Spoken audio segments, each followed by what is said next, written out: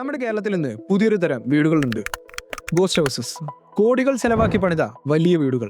പക്ഷേ അവിടെ നിന്ന് പ്രായമായ മാതാപിതാക്കൾ മാത്രമേ ഉള്ളൂ. മക്കളെ എവിടെയാണെന്ന് ചോദിച്ചാൽ അവർ അഭിമാനത്തോടെ പറയും കാനഡ, ലണ്ടൻ എന്നൊക്കെ. പക്ഷേ ഇതിനൊരു മറുപുറം നിങ്ങൾ ആരെങ്കിലും ചിന്തിച്ചിട്ടുണ്ടോ? നമ്മൾ എന്തിനാണ് ഓടുന്നത്?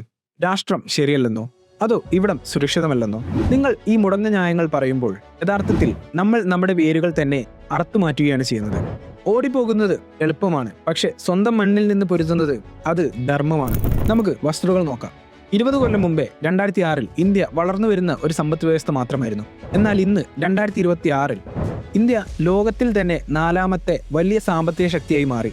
കഴിഞ്ഞ 10 വർഷത്തിനിടെ ഇൻഫ്രാസ്ട്രക്ചർ, ടെക്നോളജി മേഖലകളിൽ കോടിക്കണക്കിന് തൊഴിലവസരങ്ങൾ സൃഷ്ടിക്കപ്പെട്ടു. നമ്മുടെ പ്രശ്നം തൊഴിലില്ലായ്മയല്ല, മറിച്ച് കർമ്മത്തിന്റെ മഹത്വം തിരിച്ചറിയാത്തതാണ്. വിദേശത്ത് പോയി ഏത് ജോലി ചെയ്യാനും മടിക്കാത്ത മലയാളി പക്ഷേ സ്വന്തം നാട്ടിൽ ആ ജോലി ചെയ്യാൻ മടിക്കുന്നു. ഇന്ത്യ ഇന്ന് പടുത്തുയർത്തപ്പെടുകയാണ്. ഭാരതം ലോകത്തിന് മാതൃകയായി മാറുന്ന ഈ കാലഘട്ടത്തിൽ നിങ്ങൾ തന്നെ തീരുമാനിക്കുക, നിങ്ങൾക്കൊരു കാഴ്ചക്കാരനാകണോ അതോ മാറ്റത്തിന്റെ ഭാഗമാകണോ എന്ന്. ഈ അടുത്ത കാലത്ത് വലിയ ചർച്ചാ വിഷയമായ സിനിമയാണ് ദുരന്തർ. നമ്മുടെ അൺസങ് ഹീറോസിനെ കുറിച്ച് പറയുന്ന ഈ ചിത്രത്തിൽ നമ്മൾ അനുഭവിക്കുന്ന ഈ സുരക്ഷ എങ്ങനെയാണ് ഉണ്ടാകുന്നത് എന്ന് വ്യക്തമായിട്ട് കാണിക്കുന്നുണ്ട്. തീവ്രവാദം എന്നത് തോക്കുകൾ കൊണ്ട് മാത്രമല്ല, നമ്മുടെ യുവത്വത്തിന്റെ ചിന്തകളെ തളർത്തിയും അവർക്ക് നമ്മുടെ രാജ്യത്തിനോടുള്ള വിശ്വാസം നഷ്ടപ്പെടുത്തിയും ഇത് പടരാം. ഇവിടെ സുരക്ഷിതയില്ല എന്ന് പരാതിപ്പെടുന്നവർ ഒന്ന് മേജർ സന്ദീപ് ഉണ്ണികൃഷ്ണൻ സാറിനെ ഓർക്കണം. 26/11 ആക്രമണത്തിൽ മുംബൈ കത്തുമ്പോൾ സ്വന്തം ജീവൻ അപകടത്തിലായപ്പോഴും don't come up, I will handle them എന്ന് പറഞ്ഞ് മരണത്തിലേക്ക് നടന്നു കയറിയത് നമ്മുടെ ഈ സുരക്ഷയ്ക്ക് വേണ്ടിയിട്ടാണ്. നമ്മുടെ IB റോ ഓഫീസേഴ്സ് നിശബ്ദമായി ചെയ്യുന്ന ജോലിയാണ് നമ്മുടെ സമാധാനം. ഭാരതീയ യുദ്ധതന്ത്രങ്ങളിൽ ഒളിഞ്ഞിരിക്കുന്ന ശത്രുവിനെ തിരിച്ചറിയുക എന്നത് പ്രധാനമാണ്. ആ ശത്രു ഇന്ന് നമ്മുടെ ചിന്തകളെയാണ് ആക്രമിക്കുന്നത്. നമ്മൾ ഈ ഫിലിം സീൻ പലപ്പോഴും സോഷ്യൽ മീഡിയാസിൽ കണ്ടിട്ടുണ്ടാവും. പക്ഷേ ഇന്നും പലർക്കും ഇത് ഏത് സിനിമയാണെന്ന് കൃത്യമായിട്ട് അറിയില്ല. ഇതാണ് 2004 ഇറങ്ങിയ ഷാരൂഖ് ഖാൻ ചിത്രം സ്വദേശ്.